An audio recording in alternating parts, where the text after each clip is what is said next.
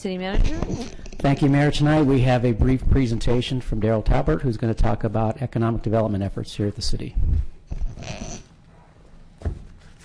Actually, I'll use the 3 minutes to kind of give you a recap of how we closed out 2013 and a glimpse of some of the things that we're working on now. First slide.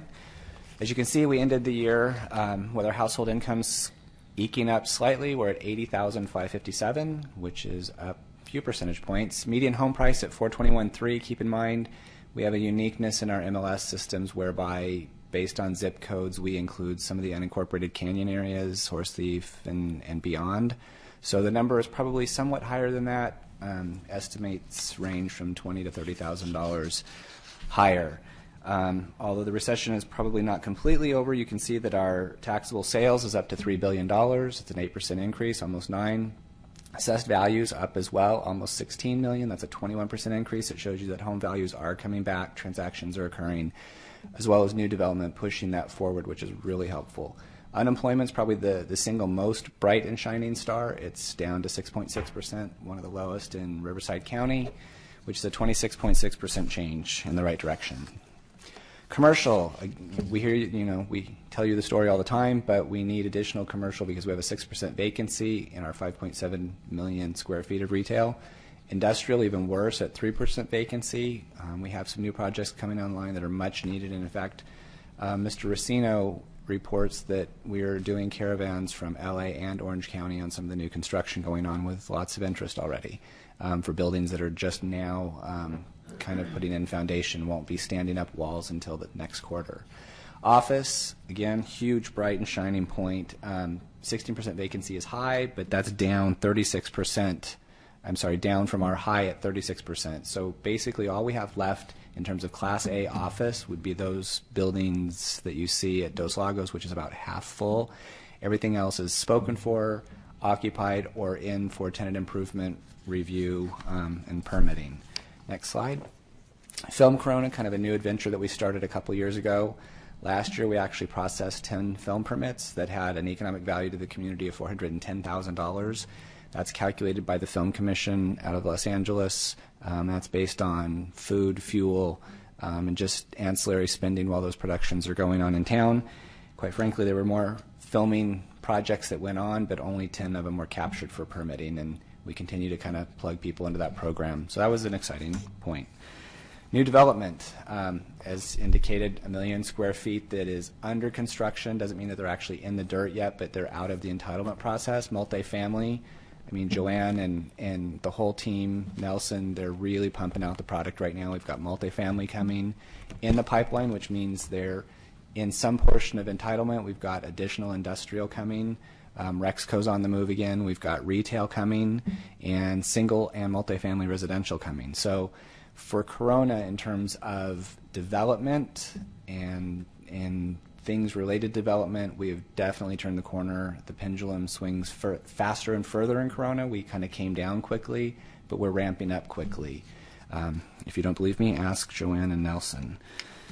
Under construction, Magnolia Point, this was the project I talked about earlier. One of our planning commissioners, Jeff Rosino, actually represents this project. Building C is in escrow. We'll have walls going vertical next quarter. It's 550,000 square feet of really high-end industrial flex space that will allow for some manufacturing or value-add plays. Very unique buildings in the marketplace, designed very well, getting a lot of attention and higher than expected prices. At this point in time, we're still losing some people. We lost a really good client this last week, actually, to the City of Ontario. But quite frankly, we couldn't compete on price. He's getting a building in Ontario at almost exactly 50% what it would cost him here. So that kind of addresses our relative strength in the marketplace. Next slide. For the first time in a long, long time in any community, especially the Inland Empire, we're seeing a new car dealership being constructed. If you've driven by the 91, you've seen next to the Volkswagen dealer that the Mazda dealer's pad is in place and certified, and his construction trailer is on site, and they are moving forward. I think they'll be in paying their final payments and pulling their permits with any luck tomorrow. That's exciting. Last year we actually conducted more than 20 Team Corona meetings, but 20 formal Team Corona meetings where we had all of the different departments here within the city, hands-on around a table like you see in that picture, This is a really unique program to the city of Corona. It was started a number of years ago with Jim Bradley, and it really compresses time to market for developers and saves them money. We pull all of our department heads in or their representatives, and we go through issues at a very quick pace. And if their technical teams will take detailed notes when they do their first plan check or get into the plan check process and submissions, it goes much faster. We assisted 10 companies who were being hit by the freeway and kept them in town. We conducted 100 different business sector visits, primarily utilizing interns. We did 20 in-depth visits where we interviewed the business owners and tried to figure out what their issues were and keep them in town, mostly successful. And we did 3 different cluster events. Moving on to communications, we've been really pushing the ability to communicate with the public and business. To that degree, we have almost 7,700 Facebook likes, which is a very, very good number in a community of our size. We have 4,300 Twitter followers. We have 14,300 Vimeo plays, and those Vimeos are everything from State of the City addresses to mayor's messages and other community-specific videos that were produced. Next slide. The Inner Circle website, some of our leading content on there, the things that people read most tend to be the news, the calendar section, traffic cameras so they can see which on-ramps working best for them, See-Click Fix, more on that later. Mayor's Message and Foodie Friday seems to be very popular. A bright and shining moment, and this is attributed to one of our newer interns, is a almost 1,100% increase in page views year over year. And shout out to Brittany Ritzy, who's an intern who's really focused on deploying our messages and cross-pollinating our different platforms, and it's driving a lot of traffic and pushing out a lot of information. On to our newsletter. The Inner Circle newsletter goes out twice a month. It has 25,500 subscribers, and it has almost a 24% open rate, which is actually huge in internet newsletter land. So we're pushing out information that people seem to want to be reading, which is what we're trying to do. Our Team Corona newsletter goes out to 13,150 businesses here in town, or people within the businesses, and they seem to be reading that. We get a lot of good feedback, and we've actually been able to retain some businesses who had trouble and reached out through that median. Next is See-Click Fix. This is a platform that we're really trying to plug people into. We've worked closely over the last year with DWP, Public Works, and community development in terms of code enforcement, code compliance, and graffiti. And this is a service that's getting used. You can access it from the website as well as on your smartphone. You report an issue, and IT has helped us build bridges that allow it to go into an electronic form now and into those folks who are actually doing the hard work more quickly and with more clarity. You can see that we had 1,300 issues that were opened. Over almost 1,100 of them were acknowledged. That's when we actually communicate with the resident to say, hey, we got it. And 1,291 of them were closed successfully, meaning the issue was resolved. I have for you about a 90-second video on See-Click Fix. I want to just run that for you so you can kind of see how it works. This is a demo of the new See-Click Fix iPhone app released in January 2011. See-Click Fix is a free mobile application and web application that allows citizens to report non-emergency issues in the public space to officials and others that can fix them. To get started with See-Click Fix, all you do is open the app and click Start Report. Your GPS from your phone is going to grab your location. A new feature of the app is that you can locate issues outside of where your GPS is detecting you. We make this easy by dragging the map underneath the crosshairs and then quickly giving you an address of the location where your new issue will be reported. Once you've located yourself in the issue, you can take a photo either from the camera or a new feature, you can take a photo from the gallery. This makes it easy to take a photo and then come back later on and add it to an existing report. You can quickly add a summary to the issue like graffiti or pothole or street light, or other if the issue is not categorized. And then a quick description of the issue with additional information that'll make it helpful for the individual responsible to fix it. Click Submit and the issue is sent off in seconds. I apologize for the internet connection. It was a little slow and wasn't buffering quite as well. It's actually a little bit easier than that to use and goes a little more quickly. Anyway, the whole team here at the city's worked really collaboratively to get this on board and working cross-platform with everybody, and I encourage the residents at home and those of you on the dais use it, help report the problems, because we're getting it into the pipeline for repair more quickly and shutting them down really quickly. So, what types of problems can you explain? Just about anything in the community you see. You know, if you're driving by and one of our parks is shooting water or an LMD, click it, note it. It goes right into the pipeline. Jonathan's team will literally, sometimes the same day, if not the very next morning, be out to fix it. Graffiti. The graffiti team is amazing. I think Brad saw me yesterday on my way to work wheel into an alley really quick. I shot a picture. I was done and caught up with him by the time he was pulling in. That's how fast it is to do this. It was down the very next morning. Potholes, trash dumped on the side of the road. Almost anything you can think of that is out of the ordinary or is something that you would generally call City Hall or email City Hall for, you can do it with C-Click Fix, dumps it into the pipeline in an electronic environment, and gets it to the right person more quickly. And that's the end of my report, unless you have questions. Mr. Haley. Mr. Talbert, when you talked about the pipeline, I was most impressed with the amount of percentages of vacancies we have, both commercial and industrial sector. If that's a big word, isn't it? If the pipeline gets completed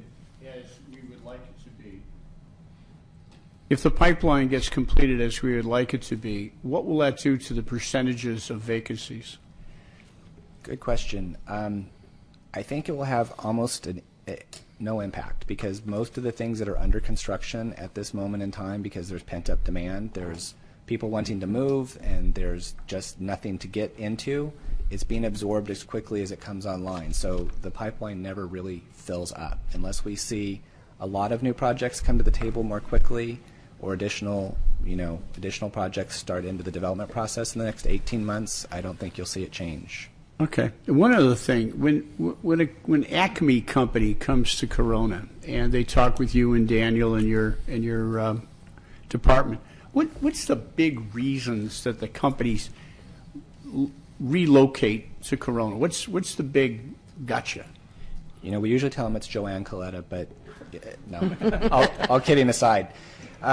You know, Corona is geographically blessed, for one thing. We have a number of great things going for us. We have 2 freeways, we have 2 metro links, we have a stable local government, we have a business-friendly environment, we have all the key things that businesses look at to have a sustainable competitive advantage. There are some communities that will lure you in with, you know, an economic development electricity rate. Some of our neighbors in other directions. When that rate ends, is that a place you still want to be? Do you have low crime? As police chief reported, crime is on the decrease in Corona. Our response time for our fire personnel, we're under 3 minutes most of the time.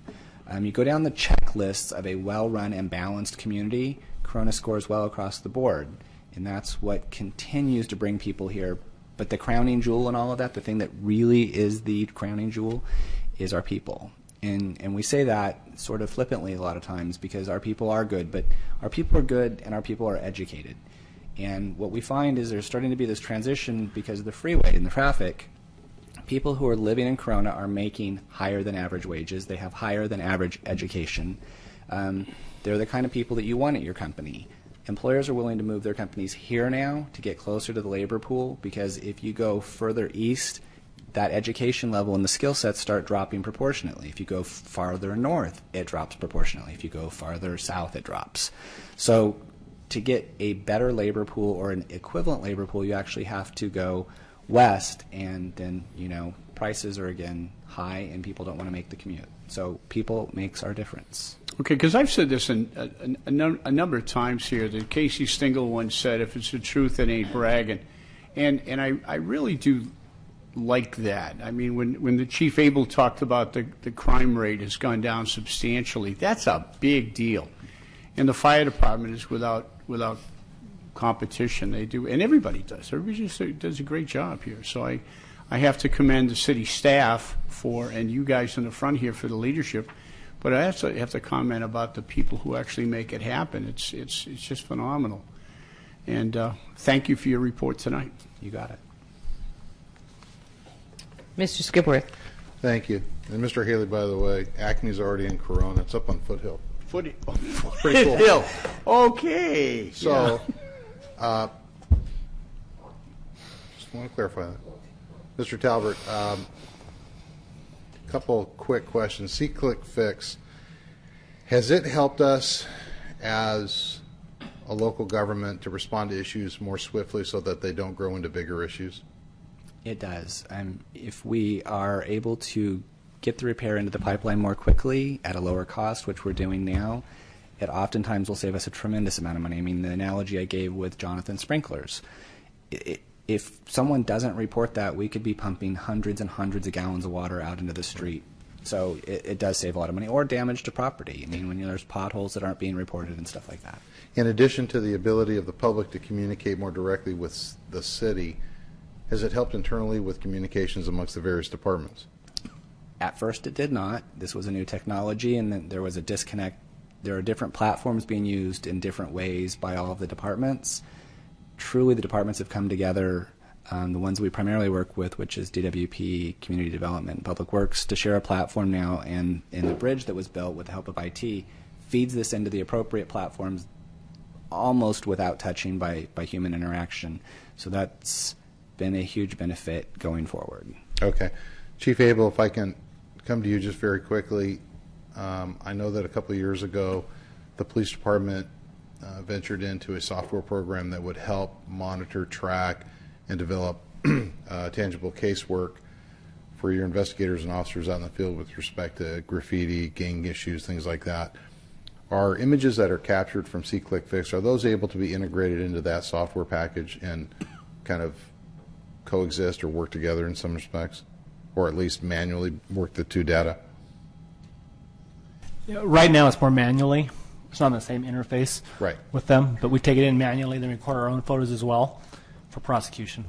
So but you are able to get perhaps probably more or different information than if you were limited by the availability of the officers in the field or the detectives out in the field, task force members to go out to those specific areas.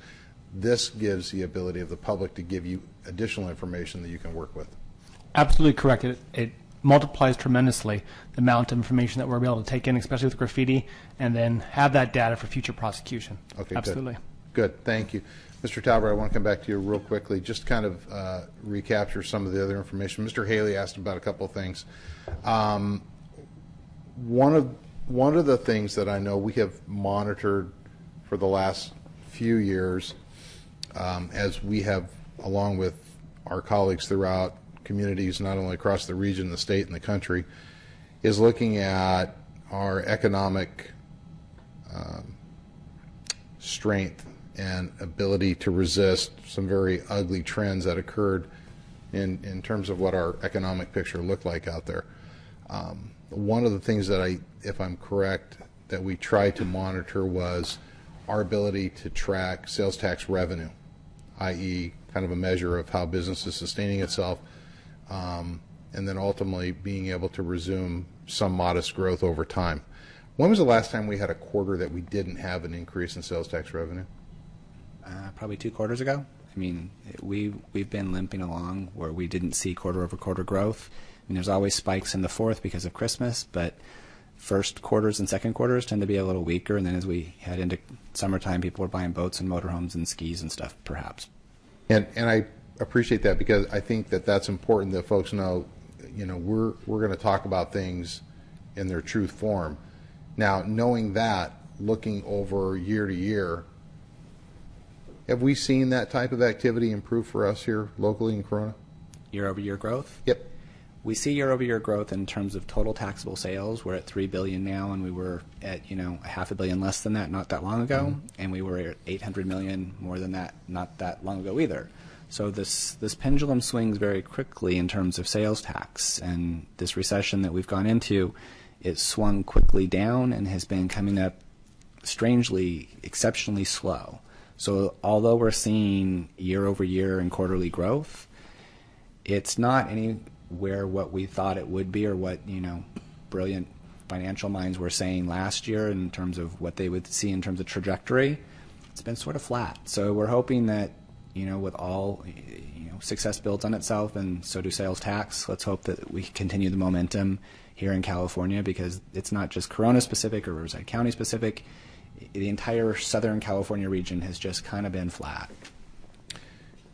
And again, in that same spirit of being open and explaining how we've been doing as a community in our own right, our own local engine, our own local economic engine, if you will. How have we stacked up against other areas, other pockets throughout the region, this region compared to others throughout Southern California? How have we been doing as a community? We've been doing good. There are communities, there are sector blips. There are cities that have large pockets of a large successful auto mall. Cars have started selling again over the last 18 months, so those types of folks see kind of a bump. Corona tends to be construction heavy, so as you see improvements for the 91 kick in, and as you see homes continue to start moving again, I think you're going to see us accelerate beyond them. But they got out of the gate more quickly because they had shopping malls, car malls, kind of those volume ticket items. And in our past dependency upon construction-oriented type industries that really facilitated a lot of Corona's growth between probably the early 1980s through this most recent time frame, if you will. You mentioned earlier that ours is a community that is a good earning community and probably, by comparison, a well-educated community. So, having said that, have we learned from the past? Have we diversified our economic viability in the sense of what we have to offer here in terms of industry so that we're less vulnerable to what traditionally may have been prominent throughout the area in and around Corona and throughout the Inland Empire, and now we've been able to establish ourselves in a more diverse way so that we have more to offer in that sense? The short answer is no. We learned a lot, and we're able to better predict and model going forward these swings and trends.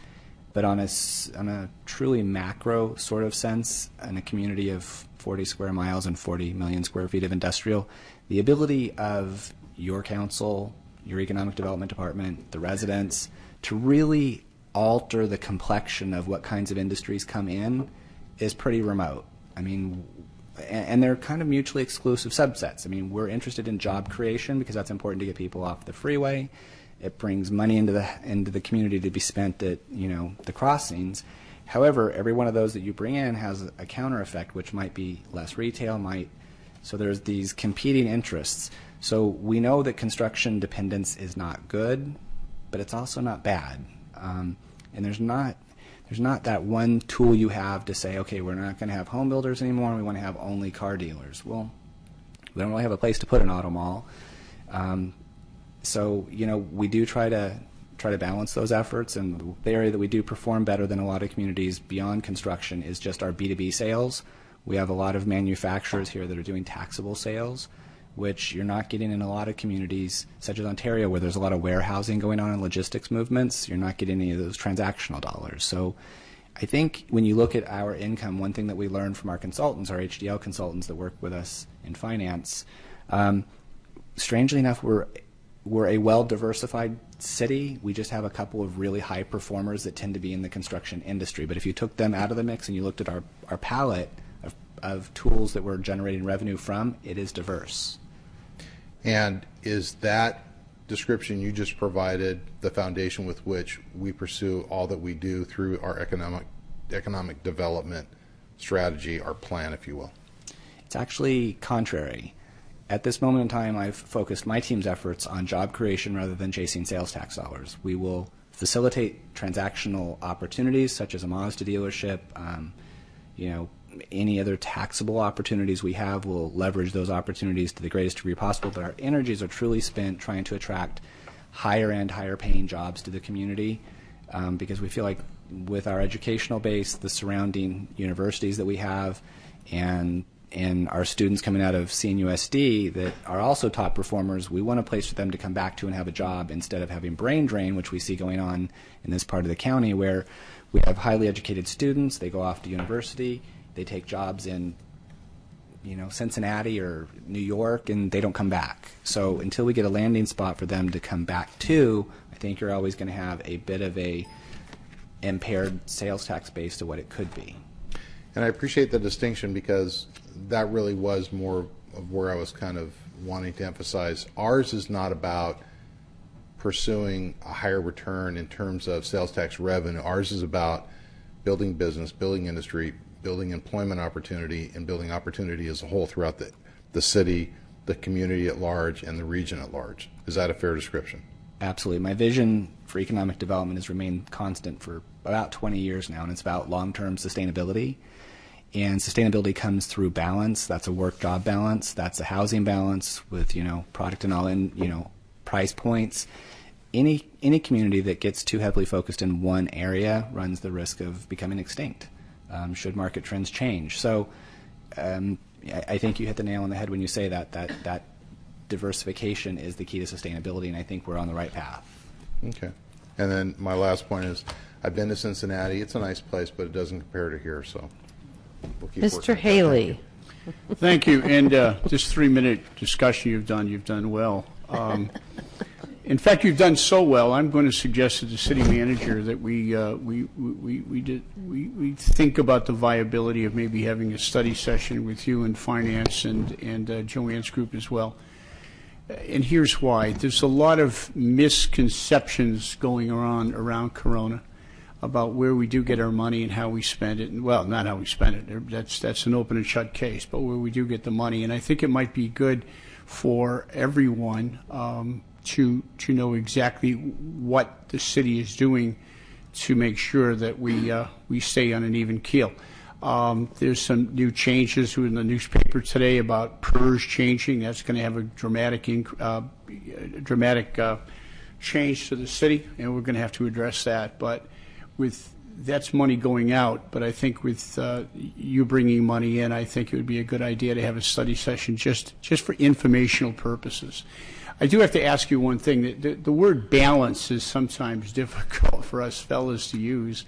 But if you had if you were going to bring in 100% of your time, would it be 90% involved in bringing in businesses that are going to have employees, 10% sales tax? What would you say the break would be? You're asking for it's like a magician's secret. They never share the secrets. Okay. But since I'm here and you're asking and you're the boss. And we signed your check. Yes, I will. There you go. I will share the economic development secret with you. All right, just between you and me. Just between you and me. All right. Yeah, it'd be about a 90-10 split because, quite frankly, the retail market has become so sophisticated, and I spend my time at ICSC, and I talk with developers almost daily, if not daily. It's become so sophisticated, there is very little that any of us in this room can do to entice a retailer to the environment. Either there's a space for them or there's not. Either our demographic fits or it doesn't. The models are so succinct that there's not much that Darrell, Daniel, or any of you can do to say, please, we need you. And they're going to go, we're going to go to Norco, or we're going to go, you know what I mean? So, yeah, 10% trying to facilitate them getting here more quickly, getting here more easily, and 90% doing job creation and working with companies to keep them here, which is very important, which is called retention, and then attraction, which is trying to find those companies that are in the proper sectors that are doing things that we're, have a core or a cluster already developing in and attracting them here to kind of finish building out. Thank you. I'm through. I'm glad you're in our team. Thanks. I just had a couple things, Darrell. I appreciate the presentation. I wasn't able to get notes fast enough, but I think that you and I have talked before that balance is so important, and quite often it doesn't seem to get the message out. And I think Mr. Haley made a point. And I'm not sure a study session more of sharing the information, and it's sad that people don't ask; they just make up their own information and say it. But it is about jobs. It's about, the same thing with the 91. Expanding the 91 is not going to fix the problem. It's a combination. You can never have one definite solution to fix the problems that we incur. It's got to be a combination. It's got to be a package. And that's like you were talking about the pallet. There's no one fix to getting a positive sales tax return. You've got to have the pallet filled with different colors, different revenue sources, because when one market drops, you got to be able to pull from the other. And I have to say is that this council and previous councils that we've built upon have done very well at filling that, because when there's been a down in auto sales, we've had the manufacturing to bring us up, or the general things that people use on a daily basis. education is something, and I know we talked about being, we have got so many educational facilities. That's one thing I feel that we need to look at more so within Corona, although we just don't have the place for it. That's the biggest challenge, is we've run out of dirt. We've run out of the ability to entice some of those to come here rather than other places. I know we got RCC with the entrepreneur program there on 6th Street. But this balance is a really a difficult task, and I appreciate what you've done. I'm learning it with the housing balance. You know, we were out of balance with some of the other types of products that the market demands. And so that's something we also have to keep in touch, the constant continuum that changes, and that we as a council and our policy making have to be constantly educated on where the market's directing, because that's some of the decisions. Just because I don't like apartments doesn't mean we shouldn't have apartments, or just because I don't like acre lots or whatever.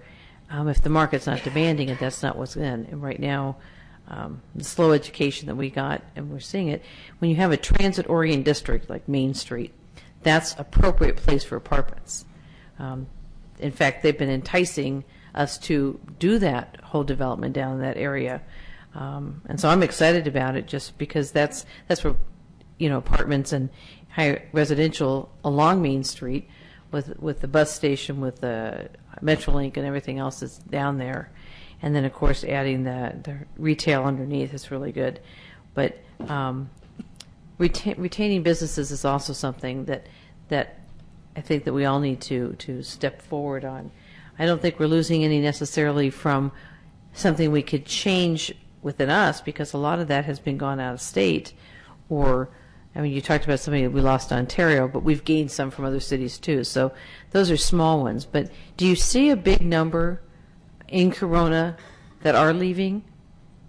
We haven't experienced a mass exodus, and quite frankly, a lot of them that we've lost in the recent, say the last 36 months, were either just through business attrition because of the downturn in the economy, or B, those fleeing for more affordable opportunities.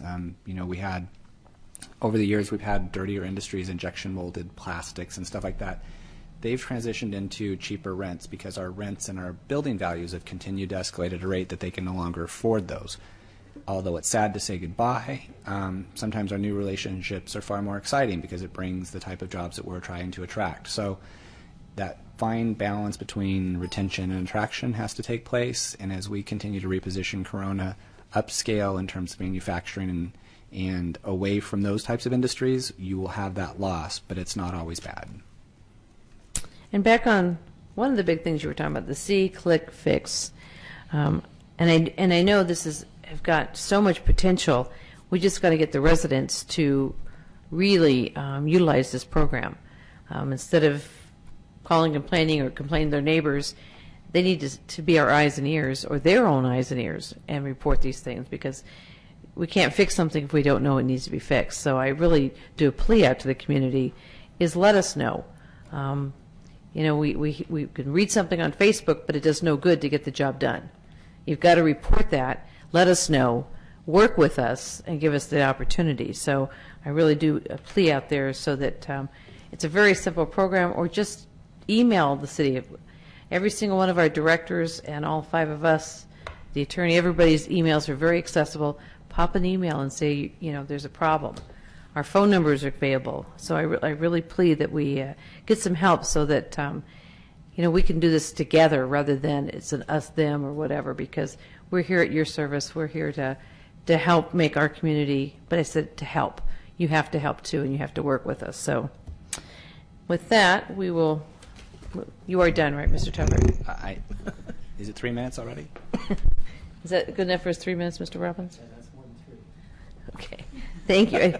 Great information. I think this is really just something that was needed right now. And we'll go on